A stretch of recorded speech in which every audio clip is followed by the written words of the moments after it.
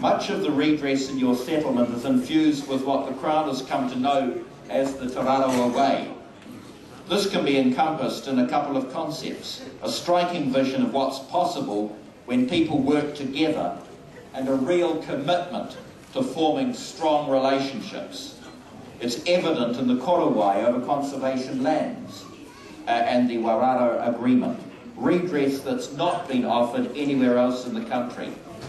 It's also the driving force behind the Onaroa Atohe co-governance arrangements and the social accord. The commitment to work together will require work, but I'm sure it's going to pay off in robust relationships and the ability to achieve results which are greater for that combined effort.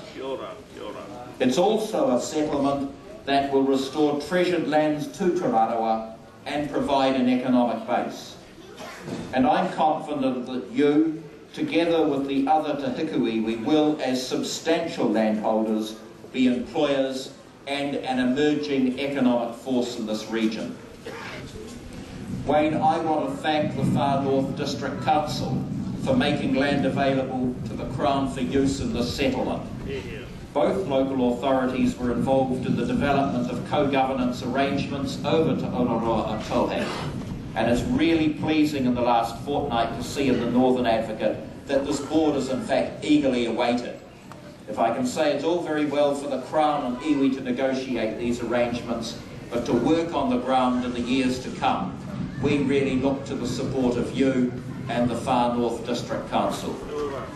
I acknowledge the support of the Minister of Maori Affairs, who's asked me to convey his great regret at being unable to be here today, and the Minister of Conservation.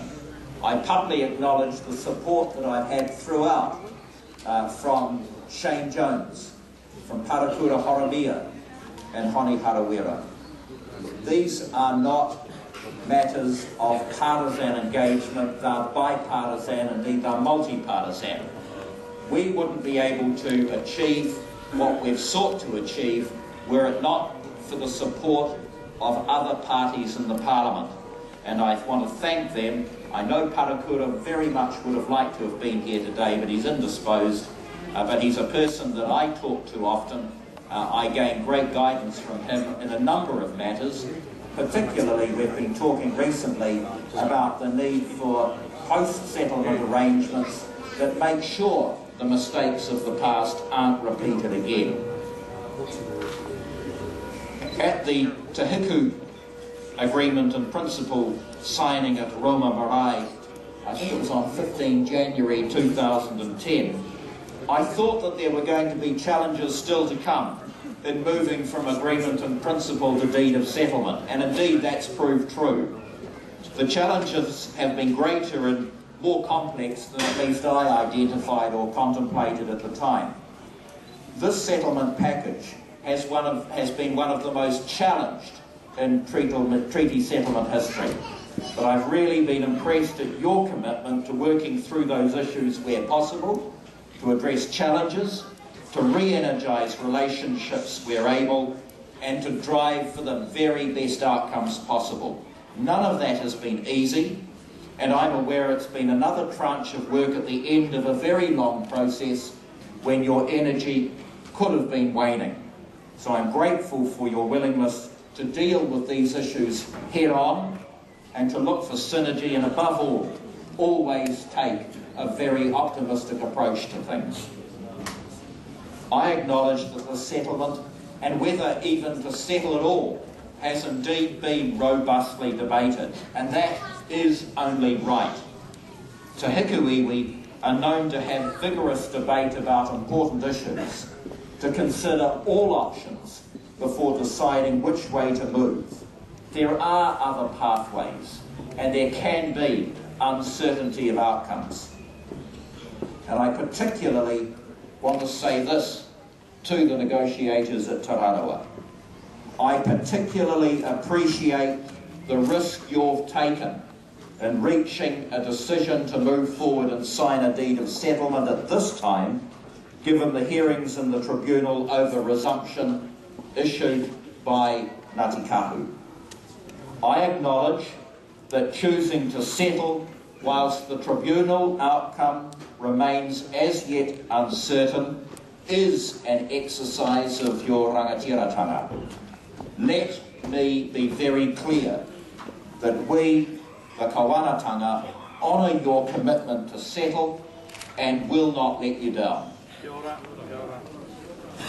As Shane alluded to, I'm the 5th Minister of Treaty Negotiations on your settlement journey. People have been very generous to me, but I emphasise I'm the person who's lucky enough to be here to sign the deed of settlement. Every minister has contributed to this day, and I acknowledge them all. Doug Graham, Margaret Wilson, Mark Burton, Michael Cullen, and now me. Everyone has done their bit on the settlement journey. As I say, it's not an issue of party, it's a Crown issue encompassing various administrations. It's been a privilege to have been welcomed into your rohe and to have been tasked on behalf of the Crown with negotiating a settlement of your well-founded, your very well-founded historical grievances. Signing this deed is significant for the Crown. It's both an acknowledgement of what's gone wrong in the past and a commitment to a different future. It's fitting to mark this historic occasion with a gift which is symbolic of the journey we're entering together. And if the Crown's officials would bring forward these two panels, they recognise that Te Rarawa and the Crown are entering a journey together. Let them serve as a reminder that while inevitably we may have different views at times, and we should respect that, we will often make more progress when we paddle together. Finally, I especially want to acknowledge the people who've joined under the Confederation of Te Rarawa, who will soon see the benefits of the agreement we're signing today. It's no empty thing to say that it takes real courage to give your support to a political agreement like this one, to begin to let go of the past and to focus on the future. I salute you for supporting your negotiators and for taking that step, and I look forward to welcoming Te Rarawa to Parliament in the near future as your settlement is given legal effect. Nō reira, tēnā koutou, tēnā tatou katoa.